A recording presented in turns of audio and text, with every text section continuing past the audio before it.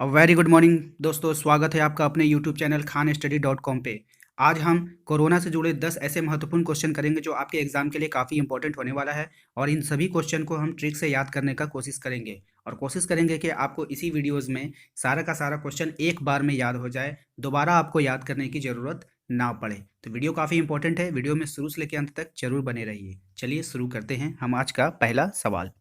हमारा पहला सवाल है कि कोरोना हमारे किस अंग को प्रभावित करता है। इसका सही जवाब हो जाएगा श्वसन तंत्र। कोरोना हमारे श्वसन तंत्र को प्रभावित करता है और श्वसन तंत्र में हमारा जिस अंग को प्रभावित करता है वो है फेफड़ा। अब इसे याद कैसे रखेंगे, तो इसे याद रखने का हम तरीका बता देते हैं आपको कि कोरोना जो है नहीं फैलेगा। कोरोना नहीं फैलेगा यदि हम सांस लेने वाला योगा करें, यानी श्वसन वाला योगा करें तो कोरोना नहीं फैलेगा। और यदि हम ये योगा ना करेंगे तो वो हमारे श्वसन को प्रभावित करेगा। ठीक है, चलिए इसके बाद हमारा दूसरा सवाल है कि भारत में कोविड का पहला मामला कहाँ मिला था। इसका सही जवाब हो जाएगा केरल। भारत में कोविड का जो पहला मामला है वो केरल में मिला। और इसे याद रखना है आपको इस तरह से कि कोरोना के दौरान बहुत सारी भ्रम फैलाया गया। कोरोना के दौरान बहुत सारा भ्रम फैलाया गया, ये खा लो ये पी लो इससे आपको कोरोना नहीं होगा। तो इससे भी आपको याद रखना है कि कोरोना के दौरान एक भ्रम फैलाया गया कि करेला खाने वाले को कोरोना नहीं होगा। लेकिन हुआ क्या, जिसने करेला खाया उसमें उसे ही सबसे पहले कोरोना हुआ। जिसने करेला खाया उसे ही सबसे पहले कोरोना हुआ। तो ये रहा आपका ट्रिक जिसे आप करेला से केरला याद रखेंगे। हमारा तीसरा सवाल है कि कोरोना के चलते आपातकाल लगाने वाला पहला देश कौन है। इसका सही जवाब हो जाएगा जापान। कोरोना के चलते आपातकाल लगाने वाला पहला देश जापान बन गया है।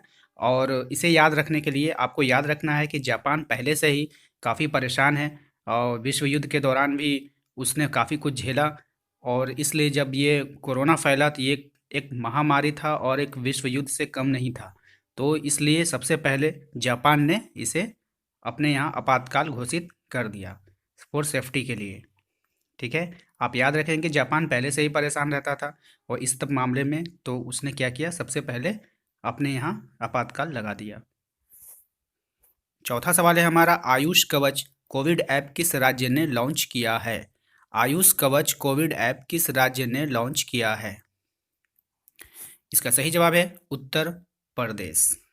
ठीक है ना, आयुष कवच कोविड ऐप जो है कोरोना से निपटने के लिए बनाया गया था। तो इसका किस राज्य ने लॉन्च किया, उत्तर प्रदेश ने। और इसका जो ट्रिक होगा आपको याद रखना है, आयुष कवच यानी कोरोना से बचने का जो कवच है, जो वैक्सीन है वो हमें कब मिलेगा।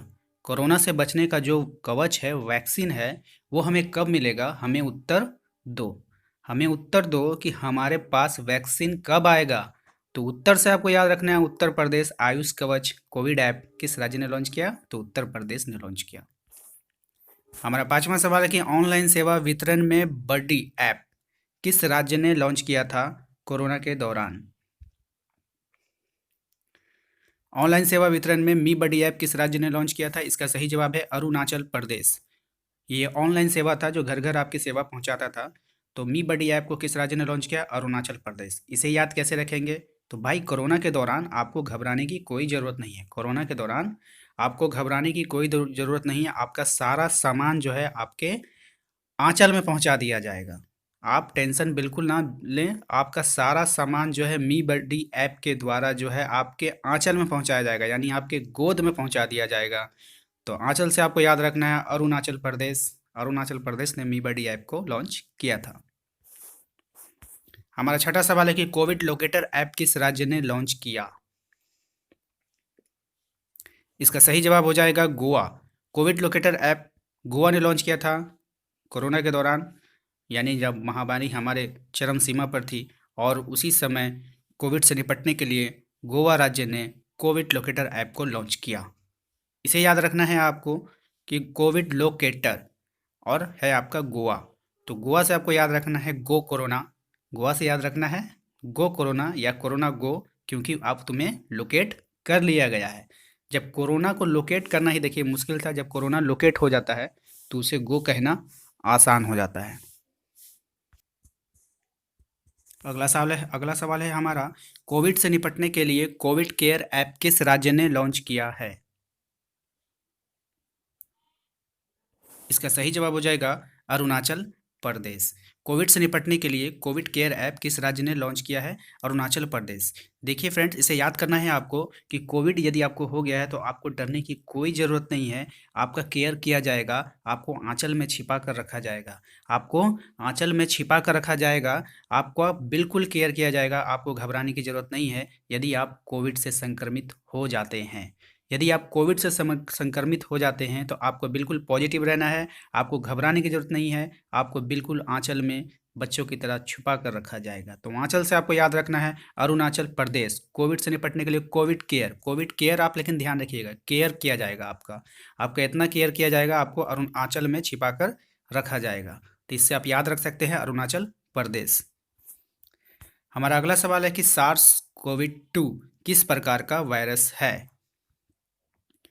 सार्स कोविड 2 किस प्रकार का वायरस है? इसका सही जवाब हो जाएगा आरएनए। सार्स कोविड 2 जो है वो एक आरएनए वायरस है और इसे याद रखना है, सार्स कोविड 2 जो है वो एक आरएनए है।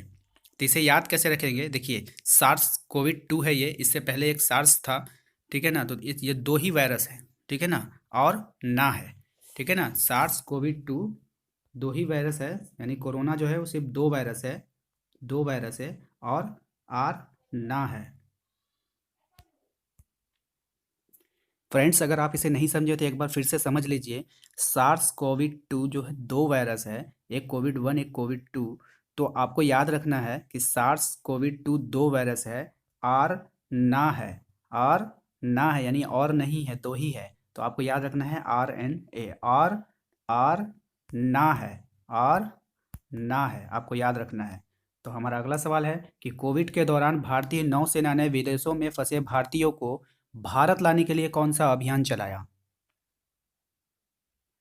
इसका सही जवाब हो जाएगा ऑपरेशन समुद्र सेतु। तो नौसेना ने जो अभियान चलाया था उसका नाम था ऑपरेशन समुद्र सेतु। तो उस समय ऐसा हुआ था दोस्तों कि कोई भी हमारा देश आने के लिए चाह रहा था लेकिन आ नहीं पा रहा था, इसलिए तो सारा प्लेन बंद था, सब कुछ बंद था, शिप बंद था। तो हमारी सेना ने किसका कार्य किया था? एक सेतु का कार्य किया, एक पुल का कार्य किया, जिसके माध्यम से वो हमें इस पार लाया गया। हमारे भाइयों को, हमारे मित्रों को जो है, जो फंसे थे विदेशों में, उसे अपने देश लाने का लिए जो नौसेना ने एक सेतु का कार्य किया। तो आपको याद रखना ऑपरेशन समुद्र सेतु। तो नौसेना कहाँ चलता है? समुद्र में चलता है, और सेतु का कार्य किया था तो समुद्र सेतु आपको याद रखना है। हमारा अगला सवाल है कि 18 जून 2020 को किस राज्य ने मास्क दिवस के रूप में मनाया? काफ़ी इंपॉर्टेंट सवाल है। 18 जून 2020 को किस राज्य ने मास्क दिवस के रूप में मनाया? तो इसका सही जवाब हो जाएगा कर्नाटक। आप इसे याद रखने का सबसे आसान तरीका है, देखिए, दिवस जो होता है या डे जो होता है या बर्थडे आप समझ के चले तो ये किसका मनाया जाता है? मनुष्य का मनाया जाता है, इंसान का मनाया जाता है। लेकिन यह जो राज्य है एक तरह से नाटक कर रहा है। क्या कर रहा है? नाटक कर रहा है, फिजूल का पैसा खर्च कर रहा है। आप क्या कर रहे हैं? नाटक कर रहे हैं। और किसका दिवस मना रहे हैं? मास्क डे मना रहे हैं। तो ये एक नाटक ही ना है? कैसा नाटक है? नाटक से आपको याद रखना है कर्नाटक। तो ये एक प्रकार का नाटक किया जा रहा है जिसमें मास्क का भी डे मनाया जा रहा है, मास्क का भी डे मनाया जा रहा है। तो ये एक नाटक है और नाटक से आपको याद रखना है कर्नाटक। ठीक है, उम्मीद करते हैं कि आपको ये वीडियो पसंद आया होगा। वीडियो अगर पसंद आया है तो एक लाइक कीजिए, शेयर कीजिए, कमेंट कीजिए कि अगर आपको ये वीडियो अच्छा लगा है तो मैं इसका जल्द से जल्द दूसरा पार्ट जो कोविड के रिलेटेड होगा वो लाऊंगा। Thank you.